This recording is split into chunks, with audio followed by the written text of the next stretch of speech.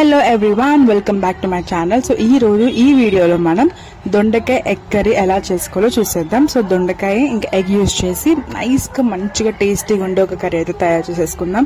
So చాలా టేస్టీగా, simple గా, ఈజీగా చాలా బాగుంటుంది. టేస్ట్ కూడా చాలా చాలా బాగుంటుంది. ఎగ్ యాడ్ చేస్తాం కాబట్టి ఇంకా చాలా టేస్ట్ ఉంటుంది అనమాట. సో ఫస్ట్ వచ్చేసి కొద్దిగా ఆయిల్ వేసేసుకుని మీకు కావాల్సిన పోపు సామాన్లు అన్ని, వెల్లుల్లిపాయ, కరివేపాకు, శనగపప్పు అన్ని వేసేసుకుని అందులోనే మనం కట్ చేసి పెట్టుకుని దొండకాయలు కూడా యాడ్ చేసేసుకోవాలి. సో ఇవన్నీ కొద్దిగా ఫ్రై అయిన తర్వాత అందులో కొద్దిగా సాల్ట్ అండ్ తగినంత కారం అయితే యాడ్ చేసేసుకుని మీ టేస్ట్ తగ్గట్టు కారం అయితే యాడ్ చేసేసుకుని కొద్దిగా ఫ్రై అయ్యాక అందులో ఎగ్స్ అయితే బ్రేక్ చేసుకోవాలి. సో నేను తీసుకున్న క్వాంటిటీ ఆఫ్ దొండకాయలు బట్టి నేను 2 ఎగ్స్ అయితే బ్రేక్ చేశాను. సో 2 ఎగ్స్ వేసేసుకుని జస్ట్ ఒక్కసారి లైట్ గా కలిపేసుకుని మూత పెట్టేసుకోవాలి.